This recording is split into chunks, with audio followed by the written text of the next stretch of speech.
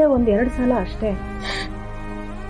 ಆದ್ರೆ 1-2 ಸಲದಲ್ಲೇ ಅವ್ರು ನೋಡಿದ್ರೆ ಎಷ್ಟು ಗೌರವಯುತವಾದ ವ್ಯಕ್ತಿ ಈಕೆ ಅಂತ ಅನಿಸ್ತಿತ್ತು. ಹೌದು ಅಕ್ಕ, ನಾವು ಅವ್ರ ಮನೆಗೆ ಎಷ್ಟೊಂದು ಸಲ ಹೋಗಿದ್ದೀವಿ. ನಾವು ಪ್ರತಿ ಸತಿ ಹೋದಾಗ ನಮ್ಮನ್ನ ಎಷ್ಟು ಪ್ರೀತಿಯಿಂದ ನೋಡ್ಕೋತಿದ್ರು ಗೊತ್ತಾ.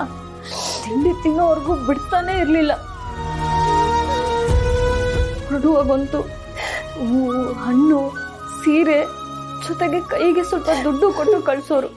ನಾವ್ ಎಷ್ಟು ಬೇಡ ಅಂದ್ರೂ ಅವ್ರು ಕೇಳ್ತಾನೆ ಇರ್ಲಿಲ್ಲ ಅಲ್ವಾ?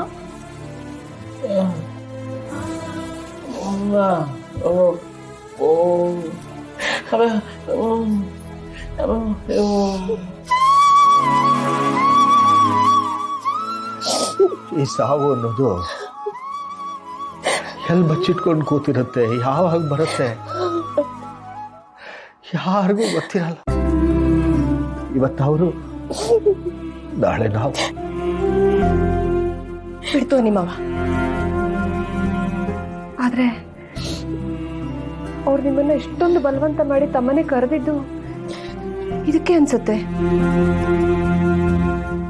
ಸಾವಿನ ಸೂಚನೆ ಅವ್ರಿಗೆ ಮೊದಲೇ ಸಿಕ್ಕಿತ್ತ ಅಂತ. ಏನು ಗೊತ್ತಿಲ್ಲಮ್ಮ, ನನಗೆ ಬದುಕನ್ನ ಹೇಳ್ಕೊಟ್ಟಾರೆ ಅವರು. ಎಲ್ರ ಹತ್ರ ಹೇಗೆ ನಡ್ಕೋಬೇಕು ಅಂತಾನೂ ಹೇಳ್ಕೊಟ್ಟಿದ್ದವರು.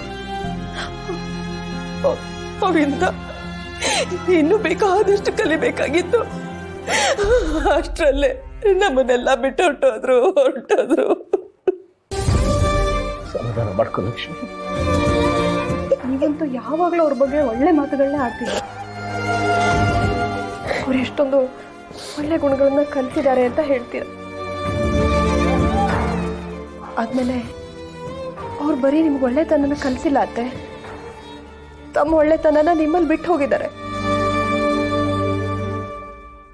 ಅವ್ರ ಆತ್ಮಕ್ಕೆ ಶಾಂತಿ ಸಿಗಲಿ. ಸಮಾಧಾನ ಮಾಡ್ಕೊ, ಸಮಾಧಾನ ಮಾಡ್ಕೊ. ನೀವು ಈ ರೀತಿ ಹತ್ರ ಏನ್ ಮಾಡ್ಬೇಕು ಅಂತ ನಮ್ಗೆ ಯಾರಿಗೂ ಗೊತ್ತೇ ಆಗಲ್ಲ. ಅಪ್ಪ ಅಪ್ಪ ಎದ್ದೇಳಪ್ಪ, ನಂಗೆ ಸುಸು ಮಾಡ್ಬೇಕು. ಎದ್ದೇಳಪ್ಪ ಅಪ್ಪ, ಎದ್ದೇಳಪ್ಪ. ಸುಸು ಬಂದ್ರೆ ಹೋಗ್ಬಾರ, ಅಲ್ಲೇ ಬಾತ್ರೂಮ್ ಇದೆಯಲ್ಲ. ನಾನು ಒಬ್ನೇನಾ?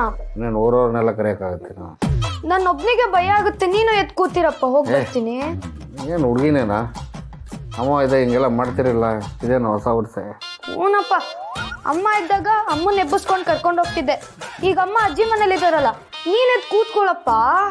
ಹೋಗ್ಬಾರ, ನಾನು ಇಲ್ಲಿಂದ ನೋಡ್ತಾ ಇರ್ತೀನಿ. ಅಪ್ಪ ನೀನ್ ಬರ್ಲಿಲ್ಲ ಅಂದ್ರೆ ಇಲ್ಲೇ ಉಯ್ಕೋತೀನಿ. ಏನು ನೀನು? ಹೋಗ ಪಕ್ಕಂಗ ಹೋಗ, ಎದ್ದಿರ್ತೀನಿ.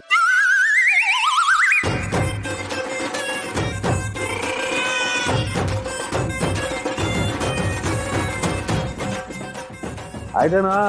ಅಯ್ಯೋ ಇರಪ್ಪ. ಎಷ್ಟೊತ್ತು? ಬೇಗ ಬಾರ. ಇರೋ. ಏನು ಅಲ್ಲೇ ಮಲ್ಕೊಂಡಿದ್ಯಾ? ಬಂದೆ, ಇರಪ್ಪ.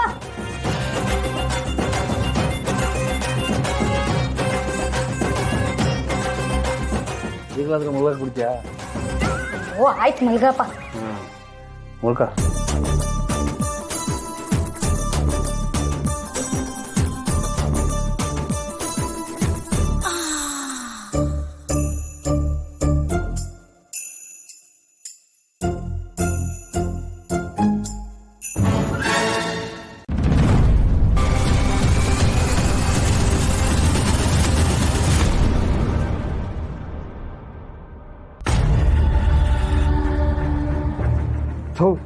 ಇಷ್ಟೋ ತನಕ ಇವು ನಿದ್ದೆ ಕೊಟ್ಟಿಲ್ಲ, ಈಗ ಅವನು ನಿದ್ದೆ ಕೊಡ್ತಿಲ್ಲ. ಇದೆಲ್ಲ ಯಾಕಪ್ಪ ನನಗೆ ಆಗ್ತಿದೆ? ದರಿದ್ರ ನನ್ನ ತಲೆಯಿಂದ ಹೋಗ್ತಾನೆ ಇಲ್ವಲ್ಲ, ಒಂದು ನಿಮಿಷ ನಿದ್ದೆ ಮಾಡೋಕ್ಕಾಗ್ತಿಲ್ಲ.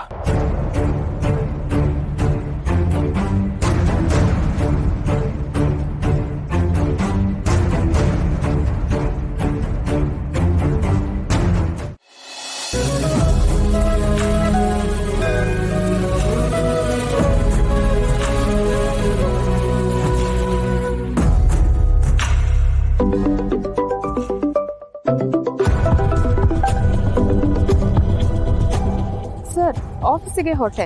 ಏನಾದರೂ ಅರ್ಜೆಂಟ್ ಕೆಲಸ ಇತ್ತಾ? ಯಾಕೆ ಭಾವನ ಅವರೇ, ನಿಮಗೆ ಮೇಲ್ ಮಾಡಿದ್ನಲ್ಲ, ನೋಡ್ಲಿಲ್ವಾ? ಮೇಲ ಏನು ವಿಷಯ ಸರ್? ನೀವು ಇನ್ಮೇಲೆ ಆಫೀಸಿಗೆ ಬರೋದು ಬೇಡ ಅಂತ ಮೇಲ್ ಮಾಡಿದ್ದೀನಿ. ಅದು ನಿಮ್ಗೆ ಇನ್ಫಾರ್ಮ್ ಮಾಡೋಣ ಅಂತಲೇ ಫೋನ್ ಮಾಡಿದ್ದು. ಯಾಕೆ ಸರ್, ಏನಾಯಿತು? ಕೆಲ್ಸಕ್ಕೆ ಬರಬೇಡ ಅಂತ ಹೇಳ್ತಿದ್ದೀರಲ್ಲ, ನನ್ನಿಂದ ಏನಾದರೂ ತಪ್ಪಾಯ್ತಾ?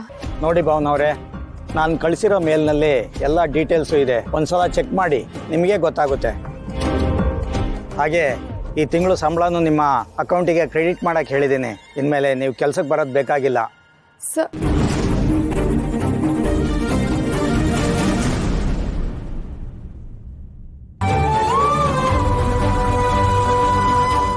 ಯಾವ ಕಾರಣನೂ ಇಲ್ಲದೆ ಕೆಲಸದಿಂದ ತೆಗ್ದಿದ್ದಾರಲ್ಲ.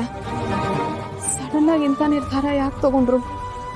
ಈಗಿರೋ ಪರಿಸ್ಥಿತಿನಲ್ಲಿ ಕೆಲಸನೂ ಹೋದ್ರೆ ಮುಂದೆ ಜೀವನದ ಗತಿ ಏನು?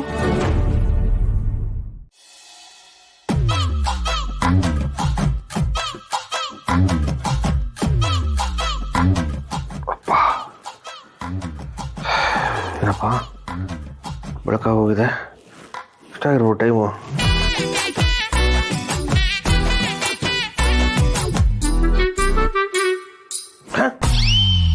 ಹತ್ತು ಗಂಟೆ ಆಗೋಗ್ತಾ? ಚಿರೋ ಚಿರೋ, ಚಿರೋ ಹೇಳೋ, 10 ಗಂಟೆ ಆಯ್ತು ಕಣೋ. ಟೈಮ್ ಆಯ್ತು ಕಣ, ಸ್ಕೂಲಿಗೆ ಹೋಗಲ್ವ? ಲೇಟ್ ಆಯ್ತು ಕಣ. ಏನಪ್ಪ ಇಷ್ಟು ಬೆಳಗ್ಗೆ ಎದ್ದೇಳು ಅಂತಿದ್ಯಾ? ಬೆಳಗ್ಗೆನ 10 ಗಂಟೆ ಆಯ್ತು ಕಣ. ಹೌದಾ? ಸ್ಕೂಲಿಗೆ ಲೇಟ್ ಆಗಲ್ವಾ? ಚಿರೋ ಹೇಳು ಹೇಳು ಹೇಳು ಹೇಳು